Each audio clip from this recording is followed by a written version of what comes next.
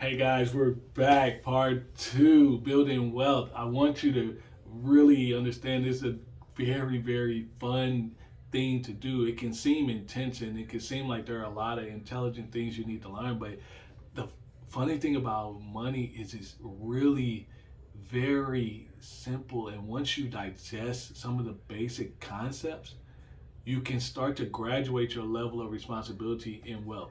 So in this video, I want to talk about some of the tactical things you can actually do to really begin your wealth building. Last video, and I encourage you to check it out, and I can link it down below if you need me to for ease. But I talked about the mindset, where to kind of get the framework, where to try to get your head wrapped around in it. But in this video, let's really talk about some of the tactical. So a lot of things about wealth building resolve with a roadmap. You have to know and it's not even know, you have to have an idea of where you're trying to go. And you start that by having goals. In money, and just like in all areas of your life, but specifically in money, you need to know what is it that you're trying to get to. So from in terms of wealth and investments, every level of investments translates into an amount of money that you can have as a lifestyle in the month.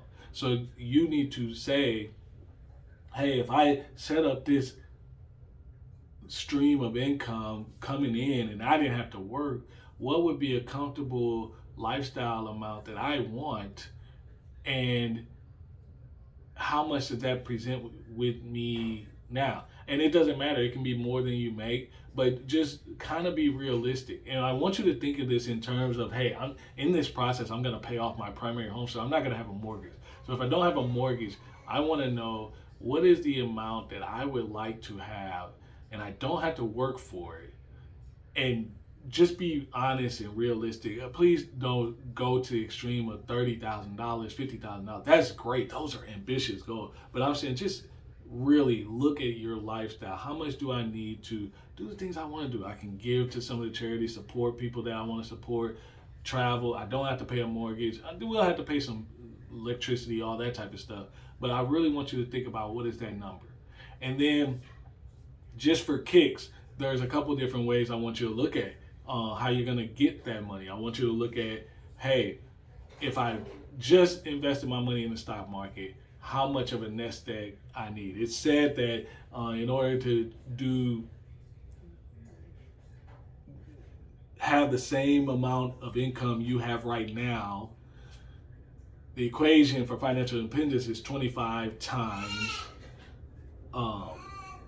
what your half your salary. So, you can get there if you're investing half your salary. You can typically get to that nest egg that's going to perpetually provide you with that same amount, half your salary. You can usually get there in between 10 and 12 years if you're investing half your salary. Well, that's an aggressive number, but an aggressive timeline actually. But I want you to really get with an investment professional. I want you to look at if you've never had the time or you're not familiar with that, this is a great time to sit down with a financial advisor, and they'll do this stuff for free. But just tell them, hey, how much do I need to invest to produce $6,000 a month in cash flow without me ever having to worry about running out of money? There are a lot of different equations, and I want you to set that as your goal. And then the second thing is I want you to have a vision for how you pretty much looking, and that kind of ties into your goals. But the second piece, honestly, you can go into the third piece. It was really more, these are the things I want you to think through, but the third piece is how are you going to get there? So the thing about building wealth, there are many different avenues you can do it, but honestly, it really comes down from an asset standpoint, real estate, stocks. So how are you going to get there? Is it single stocks? Is it dividend stocks? Is it mutual funds, ETFs? Index fund, however the case may be. And like I said, I do apologize. Baby is wanting to participate, is getting late for it, so we definitely want to get her some support. But I want you to realize it comes down to real estate and stock, because you're thinking about things that you can have that is going to make you money without you having to do it. In real estate, it could be you have a flipping business, you can have trailer park, own mobile homes, you can own homes, or you can rent out homes to renters, you can do Airbnb, you can rent by the room. There's so many different ways you can do it, and so many different equations to get you there. It's just the point, these are the things you have to look at, and it's good, especially when you're starting to deal with larger amounts, that you have a little mixture of both.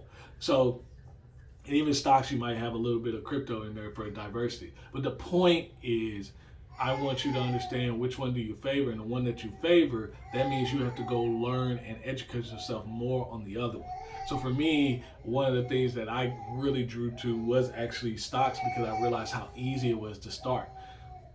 Really get into stocks. You can get in with your 401k, you can get a Roth IRA, but I'm saying even if you didn't have any of those things and you just want to invest, you can invest with $1 today, you can invest with change today. So that's very easy. Real estate takes a little bit longer, and most people start with their home. The next thing I want you to think about after you do those three things, I want you to get clear and get on a budget and start using all the resources that you have in your disposal. Meaning, start with your 401k. Next, if you're not married, are you and your spouse on the same page? Are you both contributing and using and maximizing the match with your 401ks? Though that's money already given, and that's money invested. The power that your job is giving you 5%, 3%, 2% money, and that money can perpetually grow. And when you understand how it can perpetually grow, you're like, man, they're not really just giving me $3,000-$4,000. They're giving me like $36,000. They're giving me $80,000. That's the power of the match. And from your side, what you're seeing is, hey, if I put in $1, they'll match it immediately. You're not gonna get that tomorrow without you doing anything. You just have to click a button. I signed up for the match. So get to the match.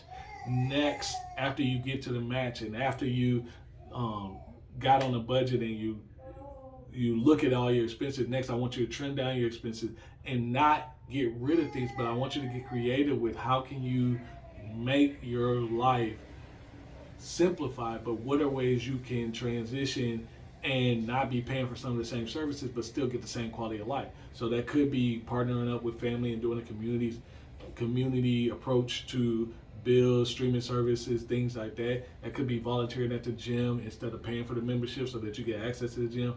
That could be many different options, selling things that you no longer use, or if you just getting in the habit of, hey, I'm gonna sell things.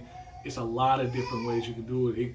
That could be when you go out, you're making your decision off where you want to eat, but you're also looking at, okay, what options are giving me that, hey, I can have this great experience, like restaurant week. You're paying $20 for you and your wife to have appetizer, main course, all that, and get the experience of the restaurant, but you're not paying the normal prices. These are things you can actually do, and you take those differences to allow you to fund that business, fund that goal, that investment goal, get you started on that next real estate. These are things that you can actually do practically without seeming so exorbitant. And the consistency around that, while you're trying to increase your income and working to increase your income, that's going to make you really start to make full progress in your wealth building.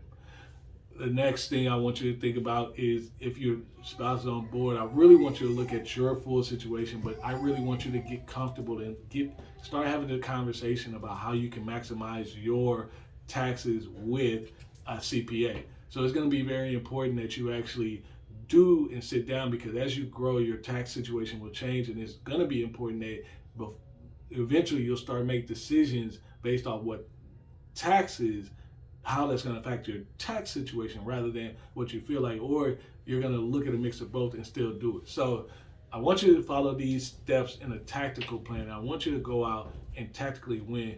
And above all, probably most important, but I did save it for last, I want you to find ways to monetize the things you like. So if you like working out, can you offer classes to somebody? Can you create a course? Can you develop a plan that you can sell to people? Can you go do a workout piece? I'd like to referee. I'd go to the Y.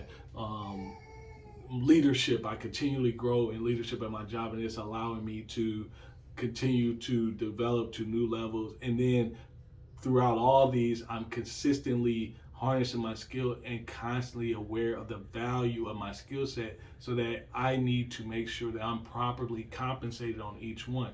And if you're in that motion constantly, you will always make sure you're paid properly. Second, your income will go up.